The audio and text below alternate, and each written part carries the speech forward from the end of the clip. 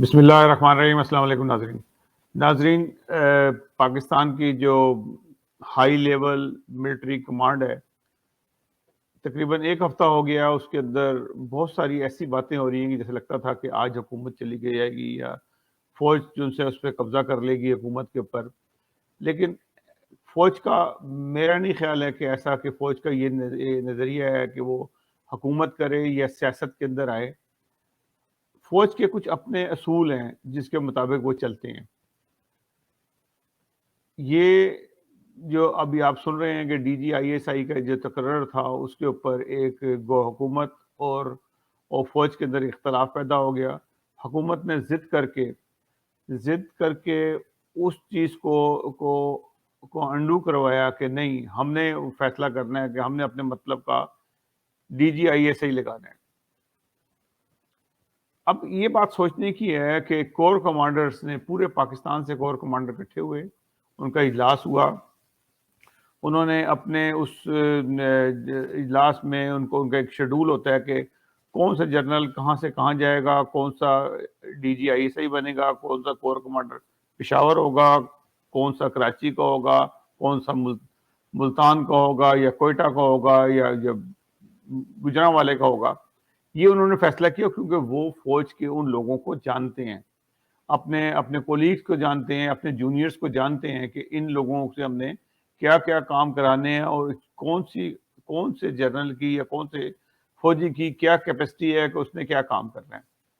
اسی طریقے سے کور کمانڈرز کے اجلاس میں یہ فیصلہ ہوا کہ ڈی جی آئی ایس آئی جو ان سے ہیں، جو کور کمانڈر کراچی تھے، جو ندیم احمد انجم، ان کو ڈی جی آئی ایس آئی بنایا جائے گا، اور جو ڈی جی آئی ایس آئی تھے فیض حمید، ان کو پشاور میں ٹرانسفر کیا جائے گا۔ یہ ایک فیصلہ ہو گیا کیونکہ پشاور کی جو کور ہے وہ بہت امپورٹنٹ ہے، کیونکہ اس کے ساتھ جو انہوں نے کنٹرول کرنا ہوتا ہے وہ ویسٹرن بارڈر کو کرنا ہوتا ہے جو افغانستان سے لگتا ہے۔ فیض حمید کا جو تجربہ ہے وہ افغانستان کے لیے بہت اچھا ہے، سب لوگوں نے دیکھا افغانستان کے اندر انہوں نے بڑے اچھے طریقے سے طالبان کو بھی ہینڈل کیا اور وہاں کی صورتحال کو کنٹرول کیا۔ اب ان کو وہاں بیٹھ کے افغانستان کے جو معاملات ہیں اس کو بھی دیکھنا تھا، لیکن کیونکہ خان صاحب جو ان سے عمران خان صاحب ہمارے وزیر اعظم پاکستان، انہوں نے چند لوگوں کے بھڑکانے کے اوپر یہ قدم اٹھایا اور فوج سے ایک بگاڑ کر لی اور ضد پہ اڑ گئے کہ میں نے تبدیل کرنا تھا کیونکہ میرا تو رائٹ ہی میرا ہے۔ بہرحال انہوں نے اپنا رائٹ بنا لیا اور آرمی نے کہا ٹھیک ہے جی، ہم منسٹری آف ڈیفنس کو 3 نام دے دیتے ہیں، اور 3 ناموں میں انہوں نے ایک سب سے پہلا نام جو تھا وہ جنرل ندیم احمد انجم کا تھا، اور 2 اور جنرلز کا نام دے دیا۔ اب ایک بات جو سی ہے وہ بڑی سوچنے کی یہ ہے کہ 3 نام دے دیے، آج وہ پرائم منسٹر ہاؤس میں پہنچ چکے ہیں، وہ اس پہ غور ہو رہا ہے۔ ان کے وہی جو 4-5 جو منسٹر ہیں جو ان کو بھڑکا بھی رہے ہیں، ان میں سے کافی لوگ تو گندے بھی ہوئے ہیں، خاص طور پہ عامر ڈوگر جیسا آدمی، وہ کافی اس نے زہر اگلا، میں سمجھتا ہوں کہ فوج کے خلاف اور ڈی جی آئی ایس آئی کے خلاف بھی اگلا۔ وہ لوگ عمران خان صاحب کو مشورے دے رہے ہیں کہ آپ کیا کر رہے ہیں۔ اگر تو میں آپ کو یہ بتا دوں، اگر تو انہوں نے D G I S I general Nadeem کو نہیں لگایا اور دوسرا کو چن لیا تو تب بھی خرابی ہے، اور وہ ایک فوج کے ساتھ فوج کے بد اعتمادی پیدا ہو جائے گی۔ بد اعتمادی جو سی ہے وہ پاکستان کے کسی بھی صورت میں پاکستان کے حق میں نہیں ہے۔ اس وقت جو صورتحال ہے میں آپ کو بتاتا چلوں، چائنا کا اور انڈیا کا جو سا ہے وہ بہت بڑا جھگڑا ہونے کے نزدیک ہے۔ وہ جھگڑا کل چائنا نے بلکہ انڈیا کو وارن بھی کیا ہے کہ آپ سے جو جنگ ہوگی ہماری، وہ صرف چائنا نے نہیں کرنی ہے، یہ ڈھائی جسے کہتے ہیں نا 2.5 سائڈ سے وار ہوگی آپ کے اوپر، یعنی کہ ایک چائنا کی طرف سے ہوگی وار ہوگی، ایک پاکستان سے ہوگی، اور ایک اندر سے وار ہوگی جو آپ کے خلاف، اور آپ اس کو برداشت نہیں کر سکیں گے جو وار ہوگی۔ آپ ہمارے سے چھیڑخانی مت کریں، انڈیا کو بالکل کلیئر کٹ دھمکی دے دی انہوں نے۔ یہ صورتحال جو سی ہے نا پاکستان کی اس وقت موجود ہے، اور پاکستان نے چائنا کے ساتھ جانا ہے، ہر صورت میں چائنا کے ساتھ جانا ہے، کیونکہ چائنا نے کہا ہے کہ پاکستان بھی اس وار میں شامل ہوگا، یہ نہ سمجھنا کہ صرف چائنا ہی شامل ہو رہا ہوگا اس میں۔ تو یہ تو ایک بالکل کھلی بات کر دی ہے، کیونکہ چائنا کے ساتھ پاکستان کا الحاق ہے۔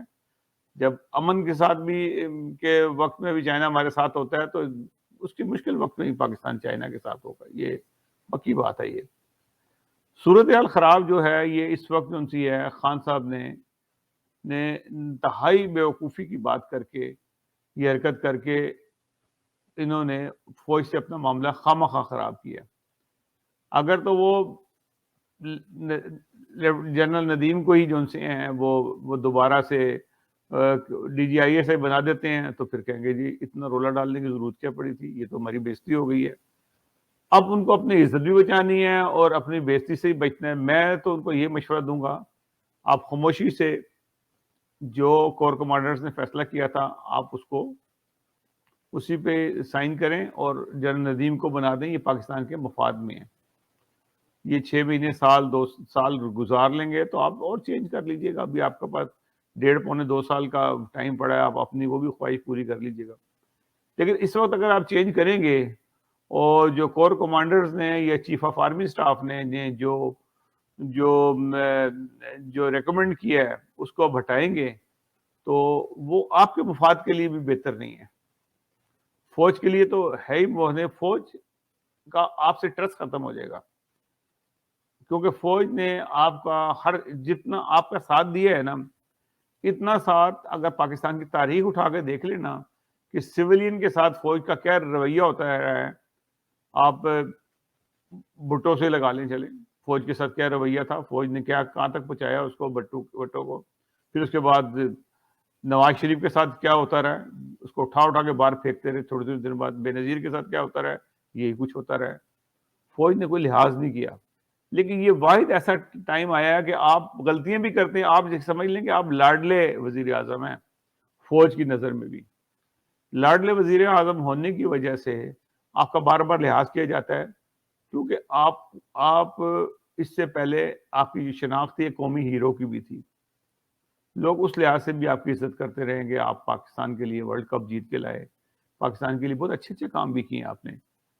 لیکن اس وقت جس چکر میں آپ پھنس گئے ہیں، جس طرح سے فوج نے آپ کا ساتھ دیا ہر جگہ پہ، کہتے تو یہی ہیں لوگ کہ فوج ہی آپ کو لے کے آئی ہے، میں اس کے اندر سمجھ لیں کہ 60-40 کی کا ریشو رکھتا ہوں کہ 60% آپ کی محنت تھی، شاید 40% فوج کی محنت ہو۔ وہ انہوں نے اس کو چودھریوں کو، گجرات کے چودھریوں کو بلایا، اکٹھا کیا، ادھر ایم کیو ایم کو اکٹھا کر کے آپ کی حکومت بنوا دی لے کے۔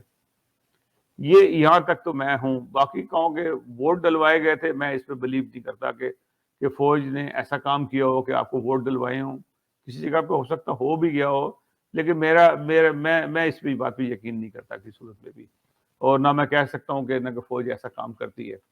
بہرحال اب جو صورتحال آپ نے خود اپنی خراب کر لی ہے، اور آپ کو بہت سوچ سمجھ کے یہ فیصلہ کرنا پڑے گا کہ جنرل ندیم کو اگر آپ نہیں لگاتے ہیں تو آپ کے ساتھ کیا ہوگا، اور لگاتے ہیں تو آپ کچھ نہ کچھ آپ کی کہتے ہیں کہ آپ کی فیس سیونگ ہو جائے گی۔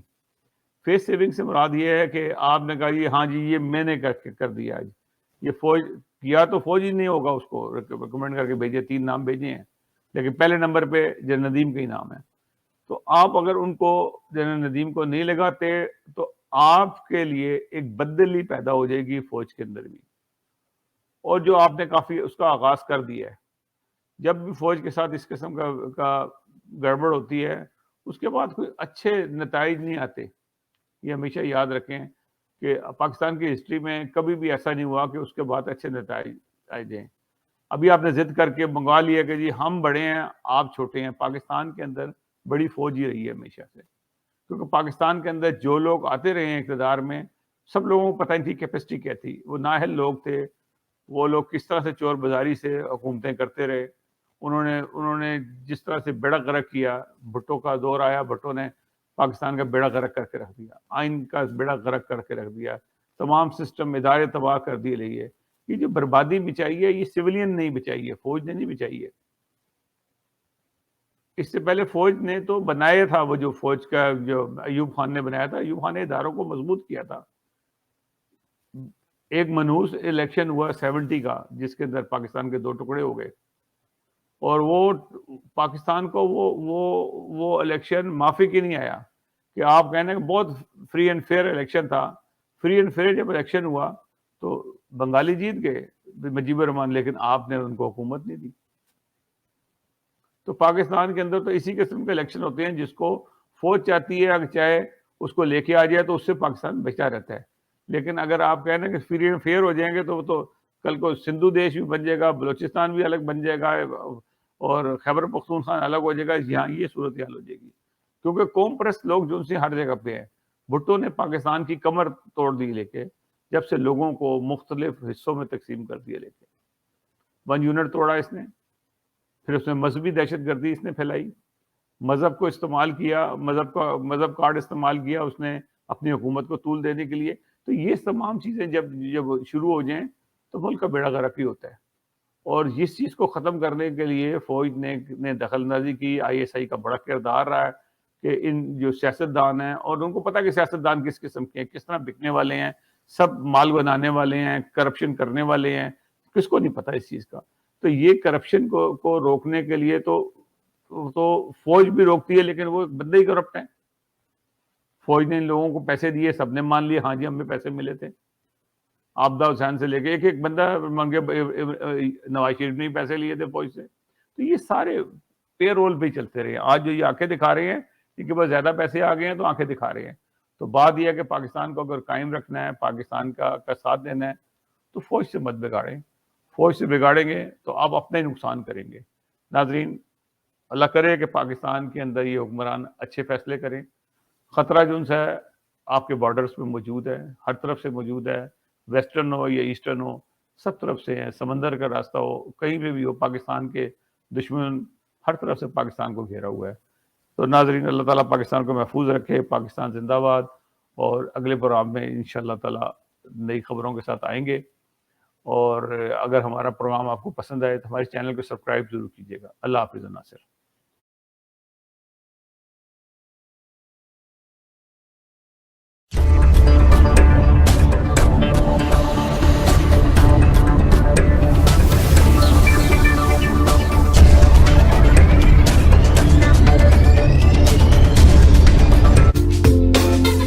Subscribe now.